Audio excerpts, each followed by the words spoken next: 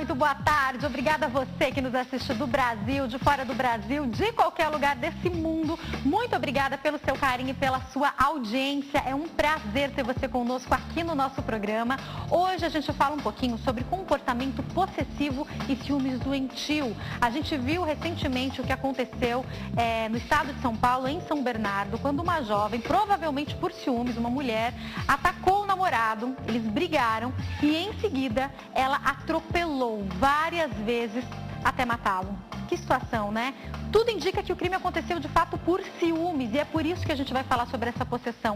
Esse é um caso que veio à mídia, mas a gente sabe que infelizmente se repetem casos como esse. Do outro querer que a pessoa seja dela, viva pra ela. Será que quem ama mata de fato? E aqueles casos das pessoas que matam o outro e em seguida se matam. Será que tem uma doença psicológica por trás disso? Eu estou recebendo aqui no nosso estúdio o psicólogo Emanuel Ribeiro, que vai nos ajudar a entender esse assunto. E é lógico que a gente vai fazer a principal pergunta: como ficar em alerta em uma relação e saber quando é a hora de sair fora?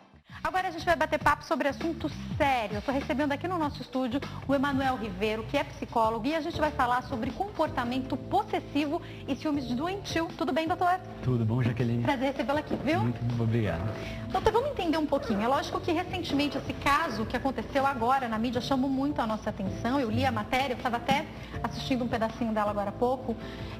Mas, infelizmente, ela é uma situação que se repete. Não exatamente dessa maneira, mas é uma situação que se repete. Eu estava até conversando com o nosso produtor. Eu me lembro da minha adolescência, uma amiga ter sido assassinada pelo namorado e cresci vendo histórias assim, histórias que me chamam muita atenção. A pessoa mata por amor ou é uma patologia, doutor? Normalmente o que a gente percebe é que há algo por trás de somente esse amor, né? Para chegar a um nível extremo, começa já na parte da agressão verbal, agressão física e levando até a casos de crimes passionais. A gente percebe que, na maioria das vezes, há algumas comorbidades, alguns transtornos, alguns adoecimentos por trás que essa pessoa vem carregando desde sua infância.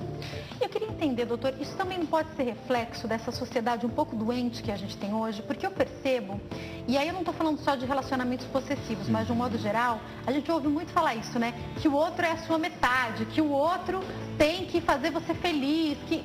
Peraí, eu acho que para você ser pleno numa relação, você tem que estar pleno independente do outro, não? Claro, claro. Até porque hoje em dia a gente vive numa sociedade que é muito fácil se relacionar e acabar um relacionamento, né? Isso acontece diversas vezes. Então, quando você entra num relacionamento esperando achar o amor da sua vida, com uma expectativa muito alta, a chance de você não atingir essa expectativa, a realidade ser diferente é muito grande. E aí a gente entra de frente com esses casos de ciúmes doentios, né?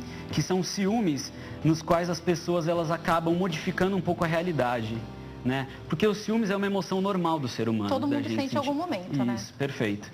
Mas o que acontece é que o ciumento doentio, ele acaba, por insegurança e medo de perder a pessoa amada, ele acaba modificando a realidade. E ele acredita veementemente que aquilo é real. Ele vê distorcido mesmo. Vê distorcido mesmo. Aqueles 15 minutos de atraso por causa do trânsito é por conta de uma traição.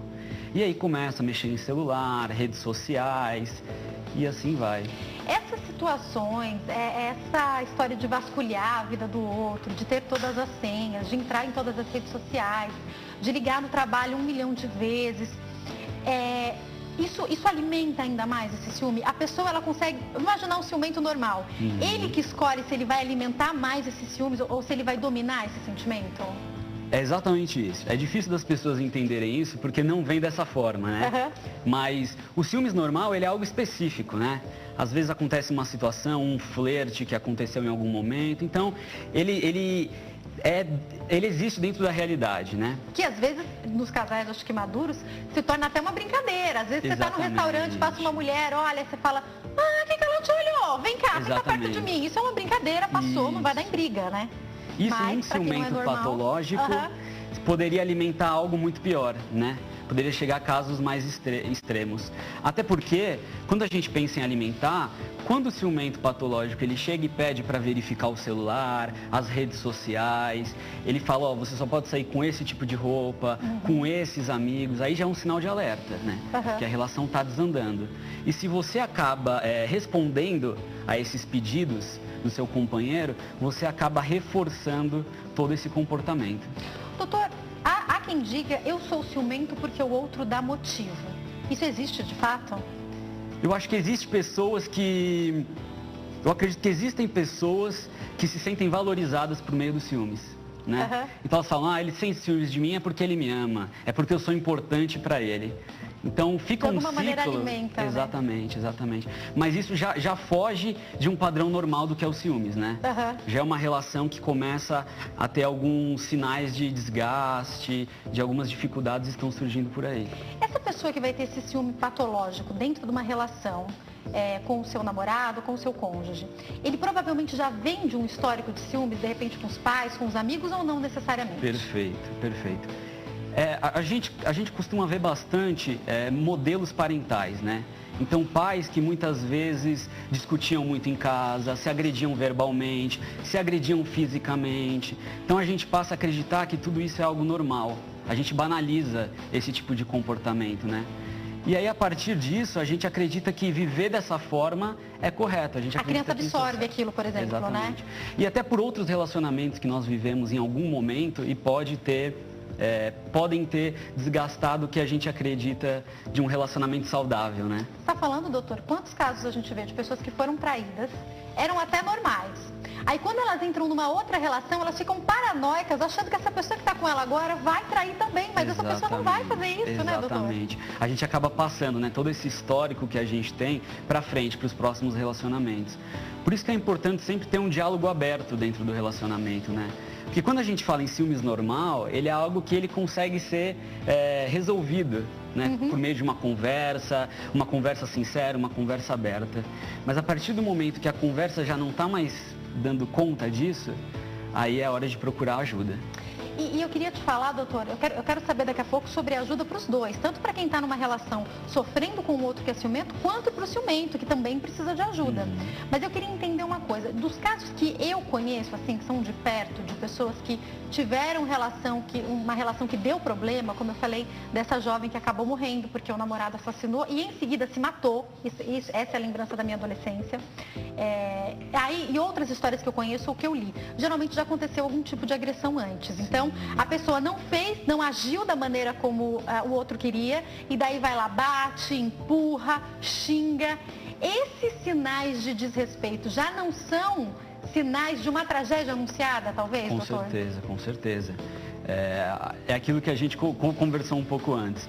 A gente acaba banalizando esse tipo de atitude, esse tipo de sinal. Ele estava nervoso, ou ele tinha bebido. Aconteceu, foi só uma vez. Mas a gente precisa ficar atento de que isso, se repete, né? Na primeira vez a gente já precisa ficar muito atento. Mas se é uma constância, a gente precisa de alguma forma, se a via da conversa, do diálogo não está funcionando, a gente precisa buscar um tipo de tratamento, né? Que seja uma terapia individual, uma terapia de casal, algo que possa melhorar a convivência do casal. E se a gente vê que às vezes nem a terapia está adiantando, porque é um problema muito mais às vezes estrutural, de personalidade da pessoa, aí o certo é procurar um outro companheiro e terminar o relacionamento. Agora, doutor, conta uma coisa pra gente. Por que quando as pessoas estão em uma relação, o outro, o pai, a mãe, o melhor amigo ou a melhor amiga vê e fala, você não está vendo o que está acontecendo? Ele está te transformando em outra pessoa. Você adorava batom vermelho, não usa mais. Você amava sair com seus amigos, você nunca mais saiu comigo. Estou dando aqui um exemplo, né, do que as amigas falam. Eu sei que quando a gente começa a namorar, a gente fica muito mais próximo desse parceiro por um tempo. Mas você não pode desaparecer com a sua vida antes dele. Por que quem está de fora vê tão melhor? Os psicólogos explicam isso pra gente? Porque a gente acaba sendo levado muito pela questão emocional, né? E essa questão emocional, ela como cega. Esse fundo desse ditado, amor é cego, é mais ou menos isso, né? Exatamente. Ele acaba deturpando a forma como a gente enxerga. Então, comportamentos que uma hora são nocivos para o relacionamento, a gente acaba achando que são comportamentos normais, né? É que ele gosta muito de mim, quer ficar comigo, as pessoas justificam, E né? aí, exatamente. E aí entra essa questão do reforço, Jaque.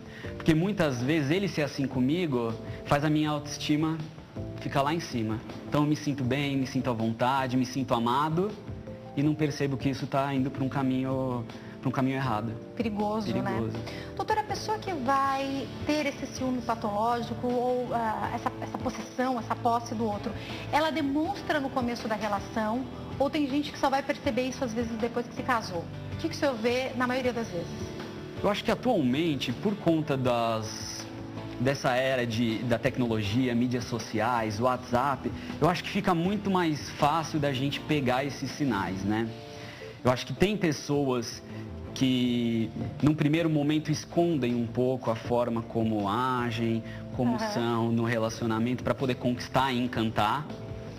Mas, no geral, eu acho que, assim, muita cobrança excessiva no começo de um relacionamento. Às vezes, no começo de um flerte, de uma saída, muita cobrança excessiva. Ligar muitas vezes, receber muitas ligações, né, do parceiro. O parceiro querer saber onde você está, com quem você está saindo. Tudo isso precisa deixar a gente ligado, porque pode ser o início de algo maior ali na frente. E aí eu acho que a gente tem que ter uma linha de divisão, porque o que eu percebo também, doutor, vou dar aqui um exemplo, é que às vezes, vou falar da mulher, a gente até tem um sexto sentido. E o homem, não eu estou defendendo os homens, mas eu percebo que às vezes o homem ele não vê algumas coisas. Quando a mulher fala assim, cuidado com aquele teu amigo, ou quem é essa moça nova no serviço? Eu vou falar para vocês a verdade, às vezes não é nem o ciúmes de você estar com outra pessoa, é que te bateu um sinal de alerta de que tem coisa errada. Então eu acho que aquela pessoa que está na razão, ela não vai brigar por isso, ela vai só explicar e ficar atenta. Tem uma linha para você não ultrapassar até mesmo o que o outro decide ou não fazer da vida, né? Exatamente. Até porque querer discutir alguma coisa no momento do calor da emoção não leva a nada, né? A gente sabe que pode até levar a uma tragédia, mas não leva a resolução, né? Por isso que é importante isso que você pontuou, o diálogo, né? Perceber, ficar atenta a tudo isso. E sempre que você perceber que algo está fugindo da rotina comum do relacionamento, conversar com o seu parceiro. Porque numa primeira instância, a gente acredita que isso pode ser resolvido na conversa, né? E aí eu vou falar um pouquinho sobre as redes sociais, porque é um fato que elas instigam qualquer um, né? Qual é a mulher jornalista que não dá uma olhadinha ali? Para dar uma olhada, não estou nem falando da vida do marido, estou falando das vidas de um modo geral. Às vezes alguém faz um comentário na sua rede social, você estranha, entra para ver um pouquinho o perfil da pessoa. Eu acho que as redes sociais acabam trazendo isso para nós. Mas aí existe uma linha, na minha opinião, de novo, para a gente decidir o que a gente faz com os ciúmes. Eu sou um pouquinho ciumenta. As minhas amigas, às vezes, eu fico olhando, saíram juntas, aí eu falo, saíram juntas e não me chamaram. Mas passou, sem mimimi, saíram juntas porque queriam conversar as duas. O que a gente faz com esses ciúmes, que às vezes está explícito nas redes sociais, também é importante, né? Muito, muito. Até porque a gente às vezes fica um pouco obsessivo demais atrás disso, né? A pessoa sempre curtiu minha foto, dessa vez ela não curtiu, então isso é um problema pra mim. É verdade. A partir desse momento eu já acho que ela não quer mais ser minha amiga, ou tem algum problema comigo, não responde minhas mensagens. Então eu acho que a gente vive agora num período que está tudo muito aflorado, né? Uma curtida muda o meu dia. Um compartilhamento muda o meu dia. É verdade. E né? as pessoas às vezes acham que tudo é para elas. O pior é que às vezes é uma indireta mesmo, né? Isso é que é o pior das redes sociais. Eu já vi pessoas, infelizmente eu já convivi com pessoas, que eu percebi que estavam tentando atrapalhar o relacionamento do outro. Então, vou me lembrar aqui de uma situação. A mulher, ela ia e ela comentava na foto do rapaz para a namorada dele ver. Ela falava, não, quer saber? Eu falava, mas pra que você vai fazer isso? É pra namorada dele ver. Mas você sabe que ela é ciumenta, você tá fazendo isso pra quê? É pra ela ver. A pessoa também... Claro. É tudo muito complicado. As redes sociais proporcionam isso. E muita discussão dentro do relacionamento por conta disso, né? Se blindar disso tudo é muito difícil, né? Se blindar de um comentário alheio, como que a gente faz, né, pra isso? E às vezes o homem ou a mulher não tem nada a ver com o comentário que o outro fez. Exatamente. E aí a briga vai pra dentro do casal, né? Exatamente. Por isso que muitas vezes as pessoas chegam e falam assim, o meu ciúmes não é do meu marido, da minha esposa, é dos amigos dele. É das amigas, é das pessoas que saem com ele. Porque nele eu confio, mas eu não confio nas pessoas. E o que essa justificativa diz para o psicólogo? Ela tem razão ou não? Na verdade, há uma profunda insegurança por trás disso, né? E uma desconfiança do parceiro. Porque a partir do momento que você estabelece um contrato no relacionamento, que você joga limpo, isso, a sua ansiedade abaixa, você vive uma vida mais tranquila, você sabe que vocês têm planos juntos, então vocês querem construir uma vida juntos. Você tem segurança, né? Exatamente. Agora, doutor, uma coisa é fato. Por exemplo, vou dar até aqui o exemplo da Bíblia. A Bíblia nos explica que se você está pensando em separação, é lógico que cada caso você vai conversar com o seu pastor e com o seu líder, mas um caso claro que Jesus permite a separação é no caso de adultério. Por quê? Porque a Bíblia fala que Deus entende a dureza do nosso coração, ou seja, a dificuldade para perdoar e continuar convivendo, então existe uma permissão aí, não a vontade de Deus, uma permissão. E aí eu te pergunto o seguinte, houve uma traição nessa relação. Até que ponto o ciúme aí é normal? E talvez, pelo menos no começo, esse parceiro tenha que tomar mais cuidado mesmo com o horário e tudo, ou se perdoou, tem que esquecer. Como é que é isso, doutor? Eu acho que é difícil. A gente trabalha muito no consultório a diferença entre perdoar e esquecer, né?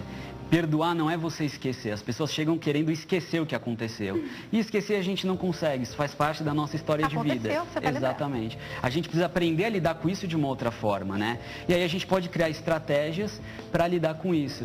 Então, vamos sair junto para almoçar uns dias na semana, vamos se ver durante o fim de semana mais tempo, vamos ficar mais junto em casa, vamos sair com amigos mais conhecidos, vamos tentar estreitar os laços que antes a gente deixou para trás por conta de ciúmes. Então tudo isso ajuda a revitalizar o relacionamento. Então o parceiro vai ter que se dedicar um pouco mais mesmo, Exatamente, né? Não tem jeito. Vamos falar um pouquinho sobre tratamento, doutor? A minha primeira pergunta é, a qual sinal a gente tem que estar atento, tanto em nós quanto no outro, para saber esse relacionamento aí pode ser um problema? Perfeito, Jaque. Eu acho que assim, agressão verbal e agressão física não pode ser permitida e não pode ser vista como algo que aconteceu é normal. E vai passar, né? A gente precisa buscar uma ajuda nesse momento. Muitas vezes essa agressão atinge diretamente a nossa integridade física.